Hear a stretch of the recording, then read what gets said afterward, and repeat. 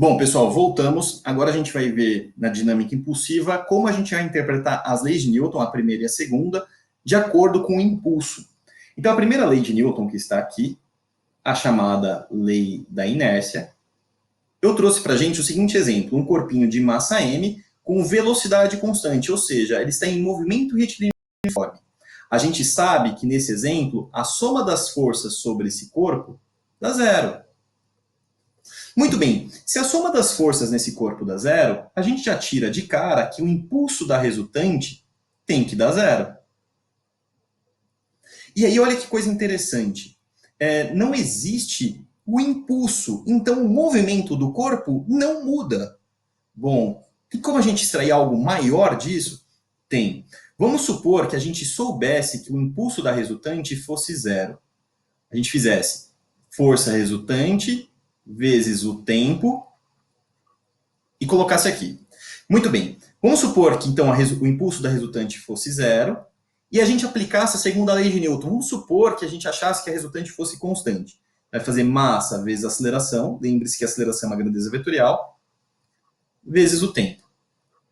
Aí vai ficar massa vezes aceleração, que é a variação da velocidade vezes o tempo sobre o tempo, vezes o tempo que a força resultante atuou. Só que a gente sabe que o tempo que a velocidade altera é igual ao tempo que a força atua. Então, o tempo eu simplifiquei. Dessa forma, vai ficar 0 m delta v. Bom, o que eu vou fazer agora? Eu vou distribuir essa massa. Como assim distribuir? A gente sabe que ΔV nada mais é do que velocidade final menos a velocidade inicial. Distribuindo, vai ficar 0 mv final menos mv inicial. Passando para o outro lado, mv inicial é igual a mv final. Eu sei que a maioria das pessoas vão querer cortar a massa e vão concluir que a velocidade não mudou porque o Vf é igual ao Vi. Essa conclusão é perfeita se a massa do corpo fosse constante, que foi o raciocínio que a gente fez. Mas a massa do corpo ao longo do processo pode não ser constante, aí a coisa muda de figura. Então, quando a gente chega nessa situação, a gente define na física que existe uma grandeza que é interessante analisar, chamada quantidade de movimento, ou, em outras palavras, momento linear. A quantidade de movimento representada pela letra Q é uma grandeza vetorial, ela é dada pela massa vezes a velocidade. Sabendo que a quantidade de movimento é uma grandeza instantânea e ela tem a mesma direção e sentido da velocidade. Deixa eu só destacar ela aqui para a gente. Então, quantidade de movimento, momento linear, está representado aqui. A unidade de quantidade de movimento é quilograma vezes metro por segundo, que é análogo, na verdade não é que é análogo, é a mesma coisa que Newton vezes segundo. As duas grandezas, as duas informações de unidade representam a mesma coisa, que é a quantidade de movimento nesse caso.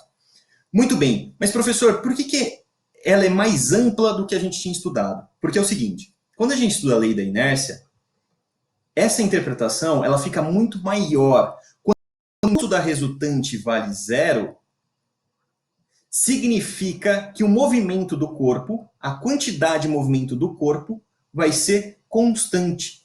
Ah, professor, não vi grande mudança nisso. É porque a maioria dos problemas que a gente fez, a massa do corpo não muda.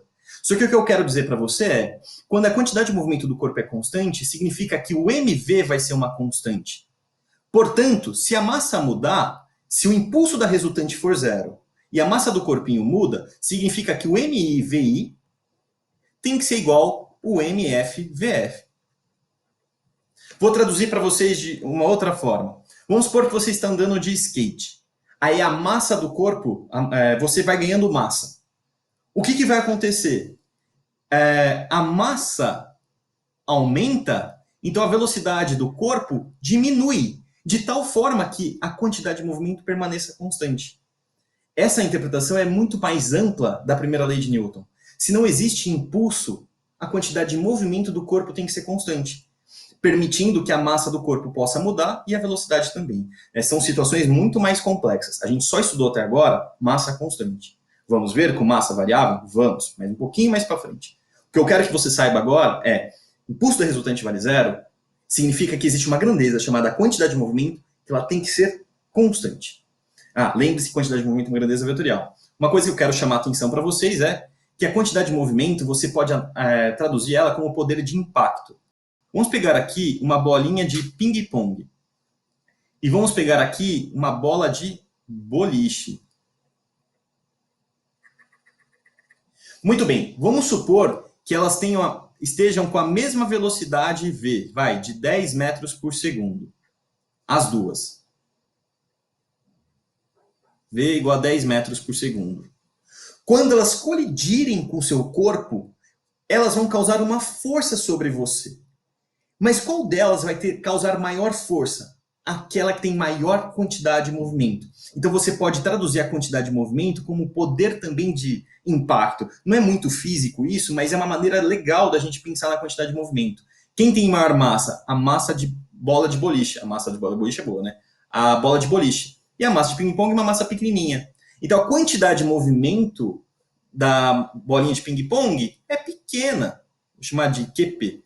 E já da bola de boliche, vou chamar de QB, é gigantesca comparado com a bola de ping-pong. Então ela tem grande quantidade de movimento. Então, como ela tem grande quantidade de movimento, quando ela colide, para alterar essa quantidade de movimento, você tem que fazer um grande impulso. Por isso que a gente pode pensar na quantidade de movimento com esse poder de impacto. Beleza? Então a gente fez essa interpretação, a gente introduziu aí um novo conceito chamado quantidade de movimento. Agora a gente vai para a segunda lei de Newton e vamos também dar a interpretação dela pela visão da dinâmica impulsiva. O que a gente vai fazer agora? A gente sabe que o impulso da força resultante, de novo, eu vou considerar a resultante como uma constante, é a resultante vezes o tempo. Eu estou traduzindo a situação que está aqui em cima. O corpinho começa com uma certa velocidade inicial, termina com uma certa velocidade final, porque a gente percebe que essa força resultante atuou ao longo desse percurso. Muito bem. Aí vai ficar impulso da resultante vai ser igual a resultante, que eu vou trocar pela segunda lei de Newton, massa vezes aceleração, vezes o tempo. Aí, continuando, o impulso da força resultante, ele é igual a m delta v sobre delta t, porque a gente está considerando a massa constante, com vezes o tempo. Como o tempo que a força atua é o tempo que ela altera, eu simplifico, os tempos são iguais. Dessa forma, o impulso da resultante vai ficar m, abre o ΔV, v final, vetor, menos v inicial, vetor. Muito bem. O impulso da força resultante, ele vai ser dado por mv final menos mv inicial. A demonstração que a gente fez aqui é supondo que a massa é constante, mas saiba que isso é válido para a massa mesmo variável. Mas o que isso aqui está dizendo para a gente? O impulso da resultante, ele é igual à variação da quantidade de movimento. Por quê? O que é mv? Quantidade de movimento. Só que essa é a quantidade de movimento final, menos a quantidade de movimento inicial. E a gente pode escrever isso como impulso da resultante é igual à variação da quantidade de movimento. E aqui está a segunda lei de Newton, escrita de outro jeito. E faz todo sentido, se o impulso da força resultante existe, tem que alterar a quantidade de movimento do corpo. Tem que alterar. Beleza? Tem algumas coisinhas que eu tenho que chamar a atenção de vocês aqui. A primeira é uma questão matemática que eu vou chamar a atenção. Tá vendo essa continha aqui? Isso daqui é uma subtração de vetores. Você gosta de subtrair vetores? Você pode dizer que sim. Eu não gosto. Eu gosto de somar vetores, porque eu posso usar polígono, paralelogramo, decomposição e assim por diante. Então, quando os vetores tiverem direções diferentes, você faz uma soma. Soma? Mas tá, professor, tem uma subtração. Tem como somar. O impulso da resultante, você pode trocar por Q final mais QI. Aí, vamos ver se você lembra lá do primeiro vídeo. O que é menos QI? Você está somando a quantidade de movimento final mais o oposto da quantidade de movimento inicial. Você vai somar dois vetores, o QF, e não é o QI, mas o oposto de QI. Então, se o QI aponta para frente, O menos QI, desculpa, fiquei empolgado, vai apontar para trás. E aí você vai somar o QF e o oposto de QI. E aí resolve a continha. Beleza? Muito bem. Eu vou continuar aqui, vou trazer mais para o lado. Tem mais uma coisinha muito importante que eu preciso falar para vocês, que é a questão do plástico bolha. Lembra aquele plástico bolha legal que a gente gosta de ficar estourando ele? Ou até mesmo a questão do airbag. Aqui está o volante, faz de conta que esse é o volante. Aí na colisão, abre-se uma bolsa de ar, o airbag. Através do teorema do impulso, que eu não mencionei para vocês, que nada mais é do que a segunda lei de Newton, impulso da resultante é a variação da quantidade de movimento, a gente consegue entender por que esses dois objetos são extremamente importantes no nosso cotidiano. O plástico bolha é para impedir que vasos, objetos delicados, sensíveis quebrem, e o airbag, nossa, que desenho horrível, bom, ainda bem que eu falei, ele salve a vida da pessoa no momento da colisão. Vamos supor que o que acontece? No início da colisão, vamos colocar aqui um objeto. Ele vai bater sobre uma parede. A velocidade inicial que ele vai ter vale 8 metros por segundo. Beleza? Então aqui está a parede. E depois, a velocidade dele vai ser zero após a colisão. Muito bem. Essa situação aqui, ela vai acontecer. Não importa se a superfície seja rígida ou se a superfície seja elástica, ela deforme.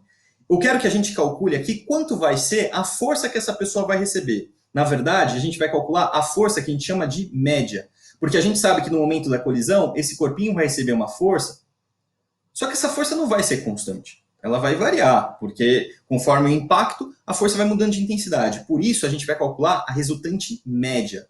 O que a gente vai fazer? A gente vai aplicar um teorema do impulso. O impulso da resultante é a variação da quantidade de movimento. Muita atenção no que eu vou fazer agora. Quantidade de movimento final menos quantidade de movimento inicial.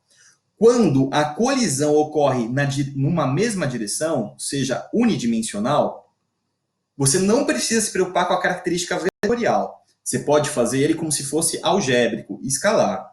Só que você tem que definir um sentido. Eu vou definir para a esquerda positivo e vou definir então para a direita negativo. Beleza? E olha que vai ficar. O impulso da resultante, ele vai ser quantidade de movimento final, que é massa. Eu não defini a massa, vamos colocar a massa aqui de 2 kg desse corpinho. Então é 2 vezes 0, porque é a velocidade final, menos 2, toma cuidado agora. A velocidade está para a direita. Então ela é menos 8. Então o impulso da resultante vai ser 0 menos 16. O impulso da resultante vai dar menos 16 newton vezes segundo. Muito bem. Agora, olha o que eu vou dizer para vocês. A gente achou o impulso da resultante. Quanto vale a força? Como a força ela não vai ser constante, eu vou calcular a força resultante média. A força resultante média vezes o tempo que ela vai atuar é igual ao impulso da resultante. Porque eu vou calcular, então, o que é essa resultante média? É, em média, uma força que causaria esse mesmo efeito, só que fosse constante durante o processo. Muito bem. A força resultante média vai ficar FRM vezes... Opa, eu errei aqui, é mais, né? Menos com menos é mais, eu tinha errado, agora já corrigi. E é importante que esse valor seja positivo. Porque se ele é positivo, é porque esse impulso é para fora da parede. E era como a gente esperava. Porque o impulso vai causar uma força e essa força está para fora da parede. Corrigido o erro, voltando. Força resultante média vezes o tempo, isso tem que ser igual a 16. Aí que vem a explicação do plástico bolha e vem a explicação do airbag. Quando uma pessoa, imagina que isso aqui fosse a massa da cabeça da pessoa, colide com o volante, mesmo que esteja a 8 metros por segundo, e após a colisão ela para, quanto de impulso ela vai receber? 16. E ponto final, vai ser 16 se isso acontecer. Só que a força que ela está recebendo na cabeça pode reduzir. Como? Perceba o seguinte, se eu faço esse tempo subir, o que acontece com a força resultante que atua na cabeça da pessoa? Diminui. Vamos supor, por exemplo, que com airbag o tempo de colisão seja de 2 segundos. Então a força resultante média vai dar 8 newtons. Ah, professor, ainda recebeu uma força. Recebeu, mas ela é pequena. Agora imagina que seja uma situação sem airbag. Esse tempo de colisão seja de meio segundo. Cara, meio segundo é menos que uma batida de palma. Se você fizer essa continha, você vai ver que a força resultante média vai dar de 32 newtons. Olha só o que eu vou dizer para você novamente. O impulso que ele recebeu da colisão que ele teve com a parede, com o airbag, foi 16. Nas duas situações. Só que o que acontece? Quando o tempo ele é grande, a força que vai atuar na cabeça reduz, vai para 8. Agora, quando o tempo é muito pequenininho, o que acontece com a força? Aumenta. Então, quando a gente usa o plástico bolha ou o airbag, é para fazer o quê? É para aumentar o tempo de colisão. Nos dois casos, aumentando o tempo de colisão, o que acontece com a força resultante? Ela diminui. Diminui muito, consideravelmente. Lembrando que a gente está falando da força resultante média, porque a gente não pode falar que essa força resultante foi constante. Então, para ficar bonitinho, tem que colocar esse Mzinho aqui para indicar resultante média. Bom, fechamos esse vídeo. Eu fiquei devendo um exercício, vou passar esse exercício para vocês agora e deixo para vocês uma curiosidade. Se eu colocar uma colher embaixo da torneira, o impacto na mesma altura, eu faço isso nas duas situações do mesmo jeito, uma com uma face da colher e uma com a face oposta. Então a colher ela tem duas faces, né? A concha, quando a água bate dentro da parte interna e quando bate na parte externa. A força média que a colher vai receber da água vai ser a mesma nos dois casos?